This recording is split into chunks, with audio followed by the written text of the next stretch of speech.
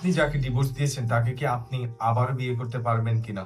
প্রথমে বলে নিই, ডিভোর্সের ফলে আপনার এবং আপনার পরিবারের উপর এর বিরূপ প্রতিক্রিয়া পড়ে। আমরা চাই না কারোই সংসার ভাঙুক, কারণ এর ফলে আপনার, আপনার পরিবার, আপনার স্বামী বা স্ত্রী এবং আপনার পরিবারের বাইরে অনেক মানুষের মধ্যে এর একটি বিরূপ প্রতিক্রিয়া পড়ে, তা আমরা লক্ষ্য করি। কেননা এটি একটি পারিবারিক সমস্যার থেকে এটি অনেক বড় একটি সামাজিক সমস্যার সৃষ্টি করে। তো আপনি আপনার জন্য অথবা আপনার সন্তানের ভবিষ্যতের কথা চিন্তা করে যদি আপনি চান আপনি আপনার স্বামী বা স্ত্রীকে আবারও বিবাহ করতে ডিভোর্সের পর, তাহলে কি তা সম্ভব কিনা? আজকের ভিডিওতে আমরা তাই জানবো। বাংলাদেশের বর্তমান আইন এবং আধুনিক শরিয়া ব্যাখ্যা অনুযায়ী যদি আপনারা স্বামী স্ত্রী আবারও একসাথে হতে চান, সেই ক্ষেত্রে কোনো হিল্লা বিয়ে বা মধ্যবর্তী কোনো প্রকার কোনো বিয়ে ছাড়াই আপনারা নতুন করে করে আবারও আপনারা আপনাদের সংসার শুরু করতে পারেন।